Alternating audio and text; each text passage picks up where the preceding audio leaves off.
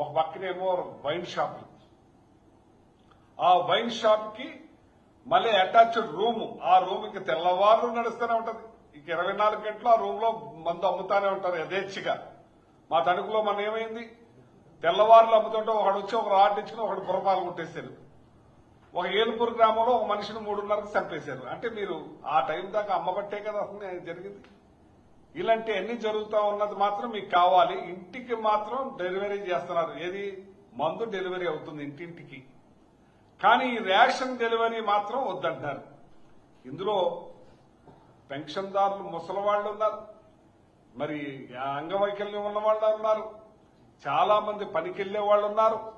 వాళ్ళందరికీ ఇది మంచి జరుగుతూ ఉంటే, దగ్గర 20,000 కుటుంబాలు బతుకుతా ఉంటే దాని మీద అవినీతి జరుగుతుందని చెప్పి మీరు నిష్కారణంగా తీసేసే కార్యక్రమం చేస్తున్నారంటే రేషన్ షాపుల్లో జరుగుతలేదా? రేషన్ షాపుల్లో రేపు 6A కేసులు ఎన్ని పెడుతున్నారు మీరు? ఆ 6A కేసుల వల్ల ఎంతమంది మరి మీరు షాపులు ఇదవుతున్నాయి మొత్తం. అంటే రేపొద్దున అది కూడా అవినీతి జరుగుతుందని చెప్పి రేషన్ షాపులన్నీ కూడా మీరు తీసేస్తారా అని అడుగుతున్నాను నేను. రేషన్ షాపుల్లో ఎన్ని కేసులు పెడుతున్నాం మనం? 6A కేసులు ఎన్ని రకాలుగా వాళ్ళ దోపిడీ చేస్తున్నారు. అట్లు కూడా మీరు మోసేస్తారు. టోటల్ గా చేసి ఏం చేద్దాం అనుకుంటారు? అంటే టోటల్ గా ఎత్తేయాలని చూస్తున్నారేమో అని నాకు అనిపిస్తా ఉంది. ఈ రేషన్ కూడా ఇవ్వకుండా మా మీద మా జగన్మోహన్ రెడ్డి గారు ప్రవేశపెట్టిన ఇవి మహత్తర కార్యక్రమాలని మీద కక్ష పెట్టుకోకండి, మా మీద పెట్టుకోండి. మా మీద ఎలాగా పెట్టుకుంటున్నారు? లేని కేసులను కనిపించి లేని విధంగా మీరు జైల్లో పెట్టించే కార్యక్రమం చేస్తున్నారు. మేము రాజకీయ నాయకులు తట్టుకుంటాం. మీరు జైల్లో పెట్టించండి, మా మీద ఇచ్చేయండి, కానీ ప్రజలని ఇబ్బంది పెట్టే కార్యక్రమం చేయొద్దని చెప్పి తెలియజేస్తున్నాను. ప్రజలకు మీరు ఓటేశారు. ప్రజలు మరి మీరు ప్రజలేశారో ఓటు, ఈవీఎంల ద్వారా గెలిచారో, మొత్తం మీద గెలిచారు మీరు. ఈ కక్ష సాధింపు ప్రజల మీద చేయకుండా ప్రజా పంపిణీ వ్యవస్థలు ప్రజలకు అందించే విషయంలో మీరు కక్షపూరితమైన వాళ్ళ మీద చూపించకుండా మా మీద ఎలాగో చూపిస్తున్నారు కాబట్టి మా మీద చూపించండి. మా నాయకుడు పెట్టి మంచి పేరు వచ్చినాయి, మంచి దేశాల్లో పేరు వస్తున్నాయని చెప్పి అట్ల మీద మీరు చూపిస్తా ఉన్నారు. వ్యవస్థలను కుప్ప కూలుస్తా ఉన్నారు. ఇవాళ చదువులు ఉన్నాయి, ఇవాళ మంచి దాని మీద మరి జడ్పీ హై స్కూల్ కానీ ఆ స్కూల్స్ కానీ విపరీతంగా బ్రహ్మాండంగా మార్చి ఇంగ్లీష్ మీడియం తీసుకొచ్చి ఇంగ్లీష్ మీడియం వేస్ట్ అన్నారు, దండగన్నారు, అల్లరి చేశారు, దుర్మార్గం చేశారు. మళ్లీ ఆ వ్యవస్థని మీరు కొనసాగించే కార్యక్రమం చేస్తున్నారు. కానీ ఆ స్కూల్స్ ను మాత్రం పాడు చేసే కార్యక్రమం చేస్తున్నారు. ట్యాబ్లు ఇచ్చారు, ఇంగ్లీష్ మీడియం, డ్రెస్సు, మంచి స్కూలు బ్రహ్మాండంగా నడిపించే కార్యక్రమం చేస్తే అది నిర్యాలం చేసే కార్యక్రమం చేస్తున్నారు. గోరుముద్ద అనే పథకాన్ని తీసుకొచ్చి మంచి భోజనం పెట్టి పౌష్టికాహారం ఇచ్చే కార్యక్రమం చేస్తే దాన్ని నిర్యాలం చేస్తున్నారు. ఇవాళ ఈ రేషన్ దారులు ఎంత నష్టపోతున్నారని చెప్పి మేము అడుగుతున్నాను. నేను వాళ్ళ కుటుంబాలు ఏమైపోతాయని చెప్పి నేను అడుగుతున్నాను. ఈ ఎండిఓ బళ్ళు తీసుకొచ్చి వాళ్ళకి ఇచ్చి వాళ్ళ ద్వారా నడిపించి కాల పరిమితి పెట్టి ఇదే మనోహర్ గారు చెప్పారు 2027 వరకు నడిపిస్తాం, ఆ తర్వాత మీకు బళ్ళని హ్యాండ్ ఓవర్ చేస్తామని చెప్పి తెలియజేసి ఇప్పుడు మరి సడన్ గా మీరు ఇలా ఎత్తేస్తారంటే వాళ్ళ పరిస్థితి ఏం కానని అడుగుతున్నాను. వాళ్ళ బ్యాంకుల పరిస్థితి ఏమని చేయాలని నేను అడుగుతున్నాను. ఇవన్నీ కూడా మీరు దృష్టిలో పెట్టుకుని ఇది కొనసాగించవలసిన అవసరం మీకు ఉందని చెప్పి ఈ సందర్భంగా తెలియజేస్తున్నాను. మరి ఇవాళ ఎన్ని రకాలుగానంటే అసలు ఏదో ఉన్నది కదా ఏంటంటాను మీరు? మీ పరిపాలన ఏ విధంగా చేయాలనుకుంటున్నారు మీరేమి డబ్బా 1,70,000 కోట్ల రూపాయలు సంవత్సరం తిరగకుండానే అప్పు చేసేశారు. ఏం చేశారో ఎవరికి తెలియదు. ఇవాళ జగన్మోహన్ రెడ్డి గారు అప్పు చేశారంటే 2,70,000 కోట్ల డీబీటీ ద్వారా ప్రజలకు కొట్టింది కనపడుతుంది.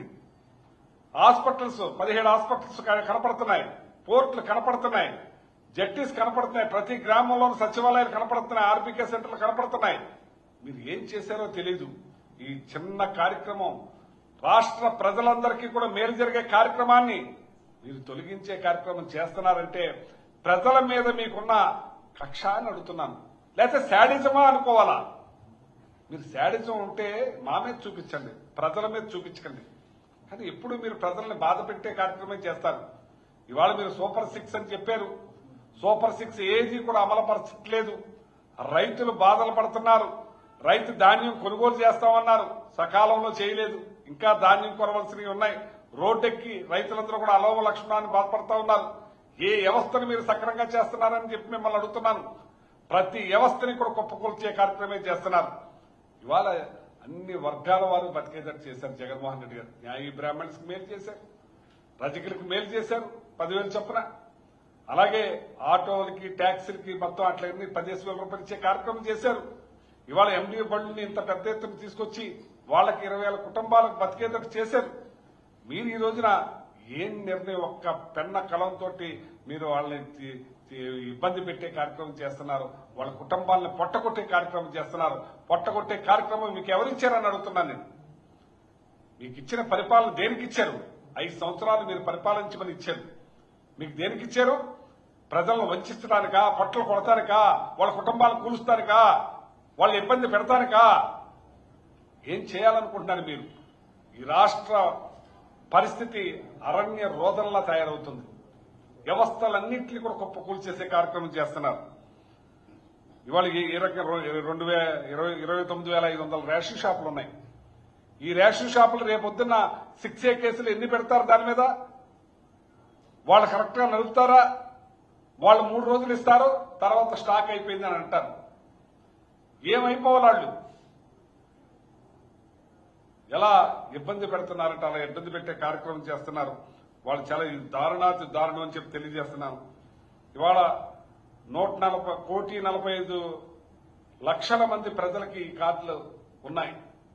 అందులో మెజార్టీలందరూ కూడా మరి రెక్కాడితే డొక్కాని జనానికి మీరు ఇలాంటి ఇబ్బందులు పెట్టే కార్యక్రమం చేస్తే వాళ్ళు 300 రూపాయల నుంచి 500 రూపాయల రోజు కూలీలు తెచ్చుకునే వాళ్ళు ఉన్నారు. ఆ ఒక రోజు కూలీ పోతే ఆ నెలలో దగ్గర 3,600 కోట్ల నుంచి 6,000 కోట్ల దాకా లాస్ అయిపోతున్నారు వాళ్ళు. మీరు ప్రజలకు లాస్ అవ్వకుండా చూడాల్సిన బాధ్యత మీది కాదా అని అడుగుతున్నాను నేను. ఈ ఎంబీ బోర్డుల మీద ఎంత ఖర్చు అవుతుంది? మీరు ఇచ్చే ఎకరం 99 పైసలకి ఇచ్చేస్తున్నారే. ఇది ప్రజలకు ఉపయోగపడింది, వాళ్ళ చేరువులోకి వెళ్లేది, వాళ్ళు ఇబ్బంది పడకుండా అందించే కార్యక్రమానికి చేయడానికి మీరు బాధపడుతున్నారా? ఈ వ్యవస్థ దేశంలోనే గొప్ప పథకంగా తీసుకున్నారే అందరూ. దీని మీద మీరు ఇబ్బంది పెట్టే కార్యక్రమం చేస్తే ఇది మంచిది కాదని చెప్పి సందర్భంగా తెలియజేస్తున్నాను. మీరు ఆయన ఏదో అంటున్నారు, నాదెండ్ల మనోహర్ 65 ఏళ్ల దాటిన వికలాంగులకి ఏదో అందిస్తారు. ఏ రకంగా అందిస్తారు? మీరు ఏ రకంగా అందిస్తారన్నాను. ఈ ఎండియూ బళ్ళు ఉండటం వల్ల తుఫాన్ వచ్చినా వరదలు వచ్చినా ఏ రకంగా ఉపయోగపడినామన్నా ఇదే కృష్ణా జిల్లాలో మొత్తం మునిగిపోతే ఈ బళ్ళు ద్వారానే అన్ని అందించే కార్యక్రమం చేశారు. రేషనే కాదు, అన్ని రకాలు కూడా దీని మీదే ఇది అందించే వాటర్ కానీ ఫుడ్ కానీ మరి అన్ని రకాలు కూడా ఈ బళ్ళ మీదే అందించే కార్యక్రమం చేశారు. అలాగే వరదలు వచ్చిన గోదావరి వరదలు వచ్చిన ఏరియాల్లో కూడా ఈ బళ్ళ ద్వారానే అందించే కార్యక్రమం చేశారు. ఇంత మంచి ఉపయోగపడే వ్యవస్థని కుప్పకూలుస్తారా అని నేను అడుగుతున్నాను.